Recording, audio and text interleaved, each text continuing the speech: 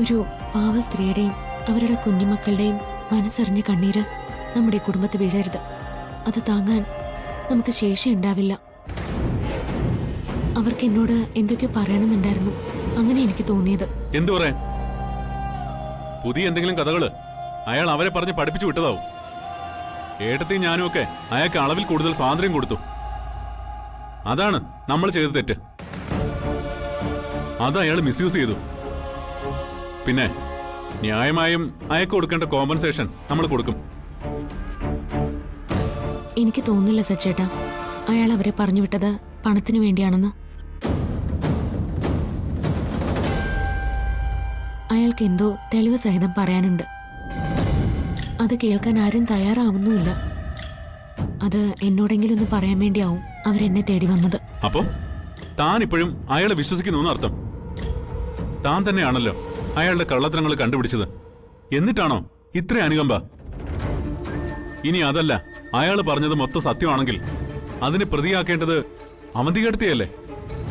അവൻ അവന്തികേട്ടത്തെ പറ്റി പറയുന്ന കേട്ടപ്പോ സത്യത്തിൽ അവനെ പോലീസിൽ ഏൽപ്പിക്കണമെന്ന് കരുതിയതാ. ഏടത്തി അങ്ങനെ ചെയ്യുമെന്ന് ഞാൻ ഒരിക്കലും വിശ്വസിക്കില്ല. പക്ഷേ നമ്മൾ അറിയാത്ത എന്തോ അതിലുണ്ട്. അതെന്താന്ന് കണ്ടുപിടിക്കാൻ സച്ചേട്ടന് കഴിയണം.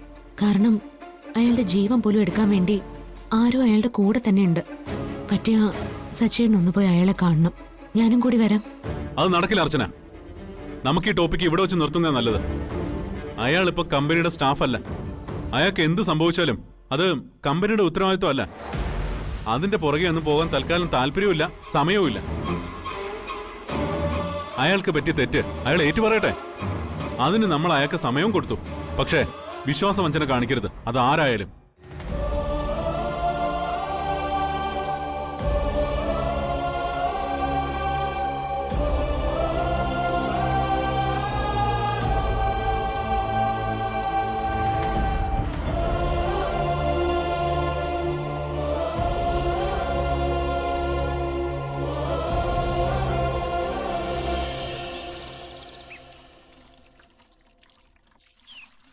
ഈ പെണ്ണിത് എവിടെ പോയി കിടക്കുക? നേരെ എത്രേ? എവിടെങ്കിലും പോയാ നേരത്തും കാലത്തും വീട്ടിലെത്തണമെന്നൊരു വിചാരമില്ല. നീ എന്താ ഈ പിറുപിറുക്കുന്നത് കമലേ? ഒരുത്തി ഇപ്പൊ വരാന്ന് പറഞ്ഞോണ്ട് അമ്പലത്തിൽ പോയിരിക്കുക. നേരെ ഇത്രയായിട്ടും വന്നിട്ടില്ല. അതിന് അമ്പലത്തിൽ എന്താ വിശേഷം? വിശേഷം ഉണ്ടെങ്കിലേ അമ്പലത്തിൽ പോകാൻ പറ്റുള്ളൂ. ഓ, സാധാരണ ആൾക്കാർ അങ്ങനെ. ഇനി അഥവാ പ്രത്യേകമായിട്ട് പൂജയോ വഴിപാടോ ഉണ്ടെങ്കിൽ പോകാം. അങ്ങനെയാണെന്ന് കൂട്ടിക്കും. അങ്ങനെ നീ ഒഴുക്കം മാറ്റി പറഞ്ഞങ്ങ് പോകാതെ. ഞാനറിയാതെ നീ എന്തെങ്കിലും നേർച്ചകൾ നടന്നിട്ടുണ്ടോ എന്ന് അറിയണ്ടേ? കാരണം കാശന്റെ കീശന്നല്ലേ പോകുന്നത്. ഞാൻ ആതിരയുടെ പേരിൽ ഒരു മാംഗല്യ പൂജ നടത്താന്ന് വിചാരിച്ചു. തിരുവാന്താംകുത്തിൽ അമ്മയുടെ അടുത്ത് പോവാന്ന് വിചാരിച്ചിട്ട് നാള് കുറയായി. അപ്പോ ഭദ്രകാളി ക്ഷേത്രത്തിൽ ഒരു പൂജ എങ്ങനെ നടത്താന്ന് കരുതി. അതൊക്കെ നമുക്ക് പോവാം. എല്ലാം അതിന്റെ സമയത്ത് നടക്കും കമലേ. നടക്കുമെന്ന് പറഞ്ഞങ്ങ് വെറുതെ ഇരുന്നാ മതി. എത്രയെത്ര പൂജയും വഴിപാടും നേർച്ചയൊക്കെ നടത്തിയിട്ടാ അച്ഛന് ഇത്രയും നല്ലൊരു ബന്ധം കിട്ടിയത്. ഒന്നും നമ്മുടെ മാത്രം എടുക്കൊണ്ടല്ലോ, പകുതി നമ്മുടെ ഭാഗ്യവും പിന്നെ ദേവിയുടെ അനുഗ്രഹവും. അതുപോലൊരു ബന്ധം ആദരിക്കാൻ കിട്ടാൻ വേണ്ടിയിട്ടാ ഈ പ്രാർത്ഥന. ആതിരയുടെ കാര്യത്തിൽ ഇത്ര തിരക്ക് കൂട്ടണ്ട. അവള് പഠിക്കുകയല്ലേ, അത് മാത്രമാണ്. അച്ചുവിന്റെ കല്യാണം കഴിഞ്ഞിട്ട് ഒന്ന് നേരെ നിൽക്കാൻ പോലും കഴിഞ്ഞില്ല. അവളെ പഠിത്തം ഒന്ന് കഴിയട്ടെ. അച്ഛൻ പറഞ്ഞത് അതിന്റെ ശരി. അവളുടെ പഠിത്തം കഴിയുമ്പോ നല്ല കുടുംബത്തിൽ നിന്ന് ആലോചന വരും. അമ്മയ്ക്ക് എന്തിനാ തിടുക്കം? അവള് പഠിക്കണ്ടെന്നൊന്നും ഞാൻ പറഞ്ഞില്ലല്ലോ. അതിനോടൊപ്പം തന്നെ കല്യാണാലോചന നോക്കിയാലേ ഏതെങ്കിലും കൊള്ളാവുന്ന ബന്ധം കിട്ടുള്ളൂ. അല്ലാതെ എടുത്തോ പിടിച്ചോ എന്നും പറഞ്ഞാൽ കല്യാണം നടക്കുവോ? ഏതെങ്കിലും കോടീശ്വരം വരും, നോക്കിയിരുന്നു അമ്മ. ഇനി അവന് കൊടുക്കാൻ എന്തെങ്കിലും പണയം വെക്കാനോ വിൽക്കാനോ ഇവിടെ ബാക്കിയുണ്ടോ? അതും കൂടെ നോക്കണം. അതിന് പറ്റുന്ന ഒന്നും ഞാനിവിടെ കാണുന്നില്ല. ഉണ്ടാക്കി വെച്ചതേ തീർക്കാൻ കിടന്ന് പാടുപെടാ ഇവിടെ ഒരാള്. അതാരും കാണുന്നില്ല.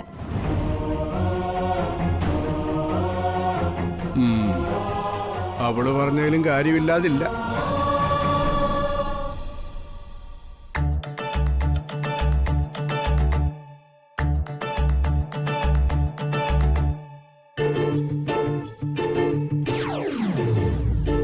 എവിടെയായിരുന്നടി ഇതുവരെ? ഒരിടത്ത് പോയ നേരത്തെ വീട്ടിൽ വരണമെന്ന് അറിഞ്ഞൂടെ? അവൾ ആടിപ്പാടി വന്നിരിക്കുന്നു. എന്താ അച്ഛാ? നിന്റെ കല്യാണക്കാരൻ തന്നെ ആ വിഷയം. ചേട്ടത്തി അമ്മയും തമ്മിൽ കോർച്ചു. അച്ഛനെന്തെങ്കിലും പറഞ്ഞിട്ടോ? അത്രേ ഉള്ളൂ. കടം കൊണ്ട് പുറത്തിറങ്ങാൻ പറ്റാത്ത അവസ്ഥയാ. അതിന്റെ കൂടെ അടുത്ത പുത്രിക്കുള്ള കല്യാണാലോചന. ഈ ഉണ്ടാക്കിയ കടങ്ങളൊക്കെ ആര് ഏത് കാലം തീർക്കുമെന്നാ അവരുടെ വിചാരം. ഒരാൾ ഒറ്റയ്ക്ക് കിടന്ന് കഷ്ടപ്പെട്ട തീരുന്ന കടാണോ ഉള്ളത്? അച്ഛനും ഇവിടുത്തെ ബാധ്യതകളൊക്കെ അറിയാം.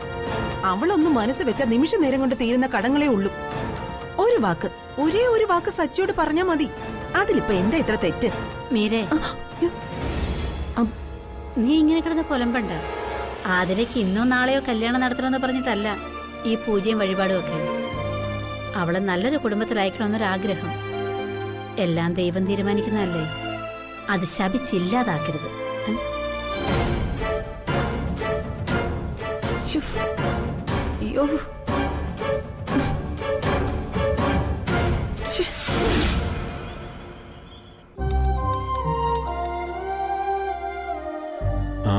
ഞാൻ തനിക്കൊരു ലാപ്ടോപ്പ് വാങ്ങി തരട്ടെ?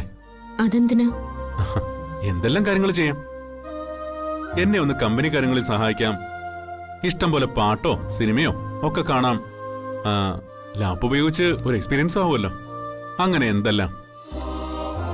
നാളെ ജീവിതത്തിൽ ഇതൊക്കെ ഉപയോഗപ്പെട്ടാലോ? അതിന് ഞാൻ ജോലിക്കൊന്നും പോകുന്നില്ലല്ലോ.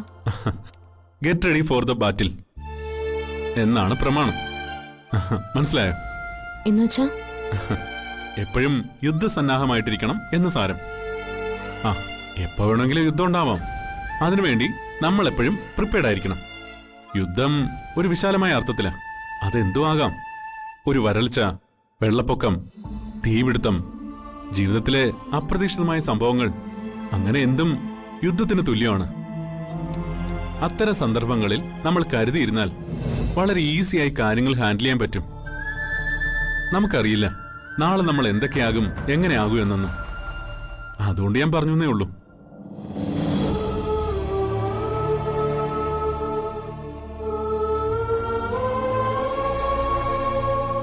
ഇപ്പൊ മനസ്സിലായി സച്ചേട്ടാ. ഇടയ്ക്കൊക്കെ ഞാൻ ആരാണെന്ന് മറന്നു പോവും. ഞാൻ സച്ചേന്റെ ഭാര്യയാണെന്നും നെല്ലിശ്ശേരിയിലെ മരുമകളാണെന്നും ഇവിടെ ഉള്ളവരൊക്കെ എൻ്റെ പ്രിയപ്പെട്ടവരാണെന്നും ഒക്കെ ഞാൻ കരുതിപ്പോവും. നല്ലതാ ഇടയ്ക്ക് സച്ചേട്ടൻ ഇങ്ങനെ എന്നെ ഓർമ്മിപ്പിക്കുന്നത്.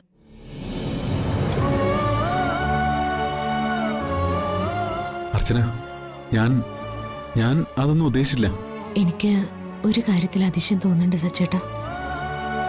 ഇത്രയൊക്കെ തിരക്കിനിടയിലും നമ്മുടെ കൊച്ചു കൊച്ചു സന്തോഷങ്ങൾക്കിടയിലും ഞാൻ ആരാണെന്നും എന്നെ എവിടെ നിർത്തണമെന്നും ഒക്കെ സച്ചേട്ടൻ മറക്കാറില്ലല്ലോ. എനിക്കതിന് പറ്റുന്നില്ല. അതുകൊണ്ടാ സച്ചേട്ടൻ ലാപ്ടോപ്പ് പഠിക്കാൻ പറഞ്ഞപ്പോൾ അതിൻ്റെ ഭാവിയിലെ ഉപയോഗം എനിക്ക് മനസ്സിലാവാതെ പോയത്. മനസ്സുകൊണ്ട് ഞാനിപ്പോഴും കോടികളുടെ ബിസിനസ്സുകാരനായ സച്ചിദാനന്ദന്റെ ഭാര്യയാണല്ലോ. പിന്നെ എനിക്ക് എന്തിനാ ലാപ്ടോപ്പ്? അങ്ങനെയൊക്കെ ഞാൻ ചിന്തിച്ചു.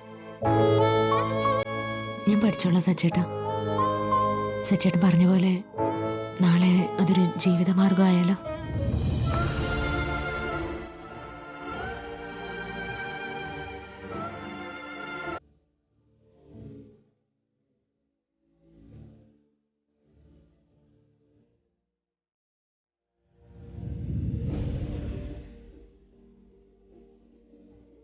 എന്റെ മുഖത്തേക്കൊന്ന് നോക്കി.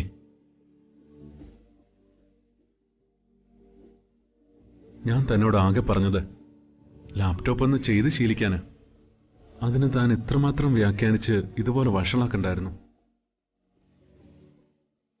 ഇതിന്റെ ഒരു അംശം പോലും ഞാൻ മനസ്സിൽ കരുതിയില്ല.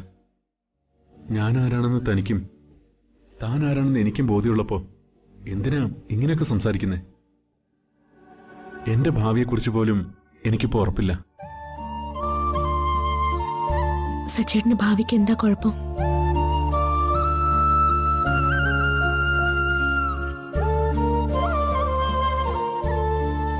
ഇഷ്ടങ്ങൾക്കൊപ്പം ജീവിക്കാൻ പറ്റിയില്ലെങ്കിൽ ആ ജീവിതം നമുക്കിഷ്ടപ്പെടുമോ? എനിക്ക് ആഗ്രഹമുള്ളൊരു ജീവിതമുണ്ട്. ആരോടത്താണോ ആഹ്ലാദത്തോടെ ജീവിക്കണമെന്ന് കരുതുന്നത് അവരില്ലെങ്കിൽ പിന്നെ എന്ത് ജീവിതമാണോ? അത് നടക്കുമോ ഇല്ലയോ എന്നതാണ് എന്റെ ഭാവി.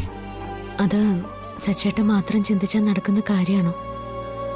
സച്ചേട്ടനോടൊപ്പം ജീവിക്കണമെന്ന് സച്ചേട്ടനെ ഇഷ്ടപ്പെടുന്ന ആളും കൂടി ആഗ്രഹിക്കണ്ടേ? അയാൾക്കൊരു ഭർത്താവില്ലേ? ആ ഭർത്താവിനോടൊപ്പമുള്ള ജീവിതമാണ് അവരിഷ്ടപ്പെടുന്നെങ്കിലോ?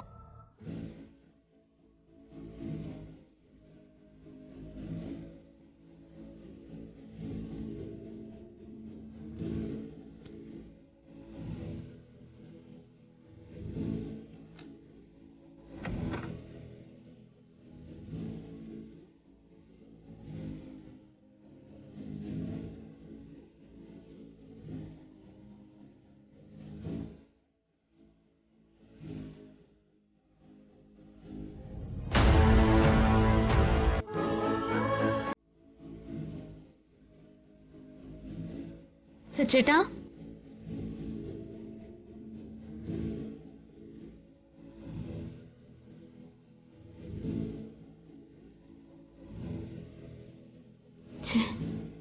ഏത് നേരത്താണോ സച്ചേട്ടനോട് അങ്ങനെ ചോദിക്കാൻ തോന്നിയത്? പാവം വല്ലാതെ വിഷമിച്ചു കാണും. ശോ, ഇതെവിടെ പോയി?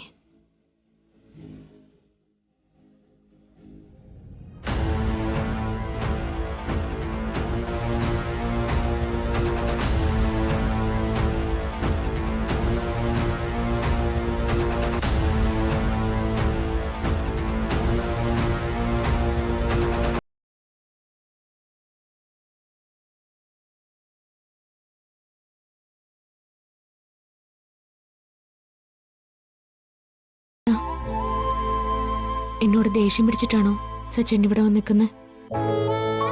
ഞാൻ അങ്ങനെയൊന്നും ചോദിക്കാനും പറയാനും പാടില്ലായിരുന്നു. വിഷമിപ്പിക്കാൻ വേണ്ടി പറഞ്ഞതല്ല.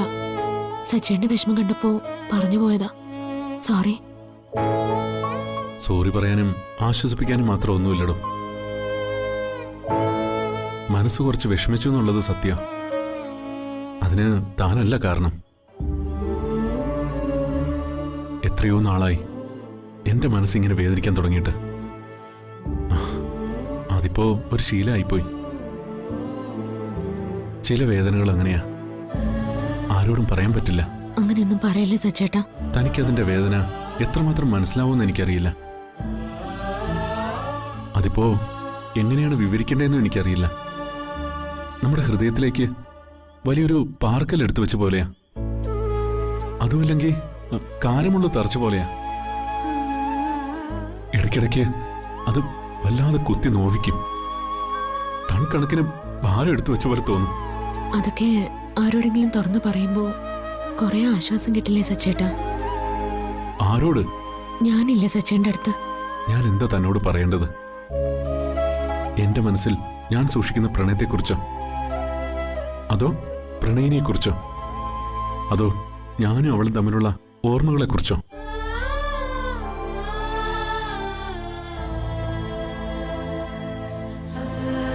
ഇത് ഞാൻ ആരോടാ പറയുന്നെന്ന ബോധം ഇപ്പൊ എനിക്കുണ്ട്. ആദ്യമൊന്നും ഞാൻ തന്റെ ഭാഗത്തുനിന്ന് ചിന്തിച്ചിരുന്നില്ല. പക്ഷെ ഇപ്പൊ ചിന്തിക്കുന്നുണ്ട്. അമ്മൂനെ കുറിച്ചുള്ള എന്റെ ഓർമ്മകൾ എന്റേത് മാത്രമാണ്. അത് കേൾക്കാൻ തനിക്ക് സുഖമുണ്ടാവില്ല. അത് എത്രമാത്രം തന്റെ മനസ്സിനെ കീറിമുറിക്കുമെന്ന് എനിക്കറിയാം. ഞാൻ പറയുന്നത് ഒരുപക്ഷെ താൻ കേട്ടിരിക്കും. അത് ചിലപ്പോ എന്നോടുള്ള സിമ്പതി കൊണ്ടാവും. എന്റെ മനസ്സിനെ വേദനിപ്പിക്കണ്ടെന്ന് കരുതി താൻ ചെയ്യുന്ന സഹായം. താൻ എന്നെ മനസ്സിലാക്കി എനിക്ക് വേണ്ടി ഇത്രയും സഹിച്ച് ജീവിക്കുമ്പോൾ തന്നെ മനസ്സിലാക്കാൻ എനിക്കും കഴിയണ്ടേ? അപ്പോ സച്ചേട്ടൻ ഇതുവരെ എന്നെ മനസ്സിലായിട്ടില്ലേ? മനസ്സിലായിട്ടും ഒന്നും തനിക്ക് വേണ്ടി ചെയ്യാൻ എനിക്ക് കഴിയുന്നില്ലല്ലോ. അപ്പോഴും മനസ്സ് മുഴുവൻ മറ്റൊരു മുഖം കൊണ്ട് നിറയുകയല്ലേ. എന്നെ മനസ്സിലാക്കാനെങ്കിലും സച്ചേട്ടൻ ശ്രമിച്ചല്ലോ, അത് മതി.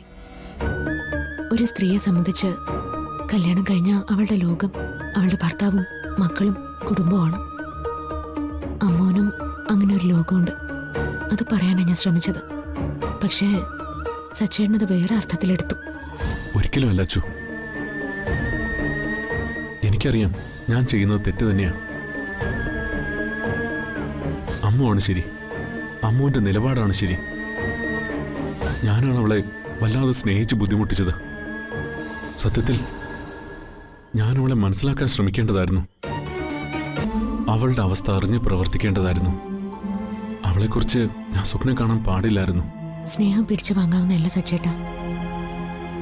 മനസ്സിൽ തോന്നിയുണ്ടാവുന്ന സ്നേഹത്തിന് ആത്മാർത്ഥത ഉണ്ടാവും. സച്ചേട്ടൻ എപ്പോഴും അമ്മൂനോട് സച്ചേട്ടനുള്ള സ്നേഹത്തെപ്പറ്റി മാത്രമേ പറയാറുള്ളൂ. ഒരിക്കൽ പോലും അമ്മൂന് സച്ചേട്ടനോട് സ്നേഹമുണ്ടോയെന്ന് പറഞ്ഞിട്ടില്ല. അമ്മൂൻ എന്നോട് സ്നേഹമാണ്, പക്ഷേ പ്രണയമല്ല. പ്രണയം എനിക്ക് മാത്രമേ ഉള്ളൂ. ഞാൻ അവളുടെ സ്നേഹത്തെ പ്രണയമായി കണ്ടതാ എന്റെ തെറ്റ്. അവളിപ്പോഴും എന്നെ കൂട്ടുകാരെന്നാ വിളിക്കുന്നേ. എന്നെ സ്വീകരിക്കണമെന്ന് പറഞ്ഞുകൊണ്ട് ഞാൻ അവളെ വല്ലാതെ നിർബന്ധിച്ചിട്ടുണ്ട്. അതൊക്കെ തെറ്റായിപ്പോയി.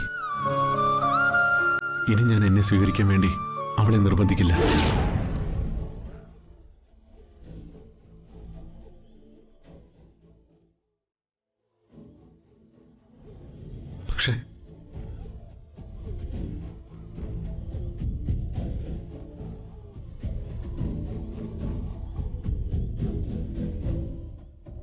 പക്ഷേ എത്ര ശ്രമിച്ചിട്ടും എനിക്കവളെ മറക്കാൻ കഴിയുന്നില്ല. മറക്കാൻ ശ്രമിക്കും തോറും തിരകണക്കിന് ശക്തമായിട്ട് അവള് മനസ്സിലേക്ക് കയറി വരികയാണ്.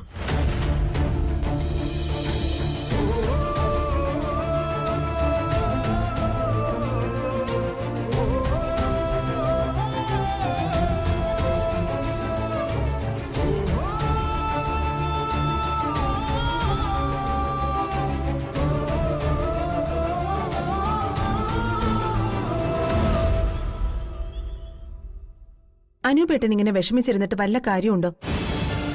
കടങ്ങളും പ്രശ്നങ്ങളും തീരണമെങ്കിൽ അതിന് പണം തന്നെ വേണം. ആലോചിക്കുമ്പോൾ ഒരു എത്തും പിടിയും കിട്ടുന്നില്ല മീര്.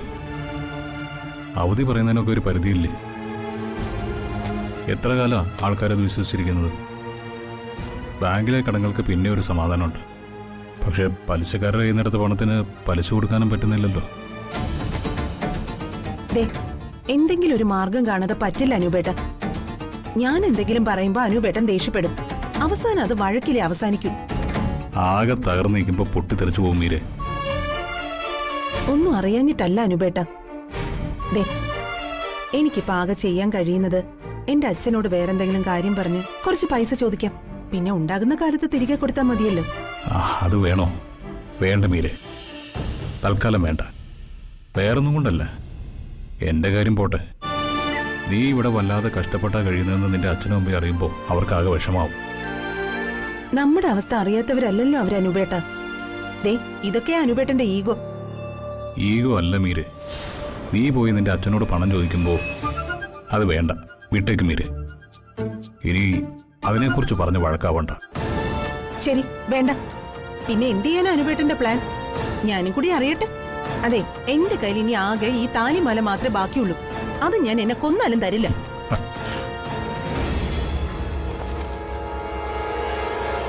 അനുപേട്ടനെ പോലെ അക്കൗണ്ടിങ്ങിലും ടാക്സിലും ഇത്ര ടാലന്റ് ഉള്ള ആളായിട്ട് എന്തിനാ ഇങ്ങനെ തകർന്നിരിക്കുന്നത്? അനുപേട്ടൻ ഇപ്പോ കമ്പനി ജോലിക്ക് പുറമെ ഒന്ന് മെനക്കെടാൻ തയ്യാറായ എന്തുമാത്രം പൈസ കിട്ടും? ഓവർ ടൈം ജോലി ചെയ്യണം. ഒത്തിരി കമ്പനികളുമായി അനുപേട്ടന് പരിചയമുണ്ട്. നല്ല കഴിവുള്ള ടാക്സ് പ്രാക്ടീഷണർ കുറവല്ലേ? അപ്പൊ അനുപേട്ടനൊന്ന് ശ്രമിച്ച നമുക്ക് എല്ലാ പ്രശ്നങ്ങളും തീർത്ത് സ്വസ്ഥാവാം. കിടക്കുന്ന കണ്ടോ? നോക്കി നിക്കേ, ഇവളും വളരും.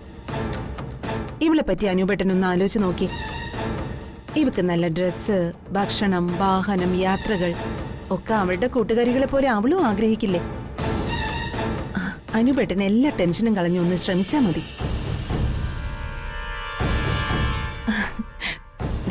അനുപേട്ടൻ ടാക്സേഷൻ തുടങ്ങിയ നാളെ സച്ചി പോലും ആ വർക്ക് നമ്മളെ ഏൽപ്പിക്കും. എനിക്ക് ഉറപ്പാ.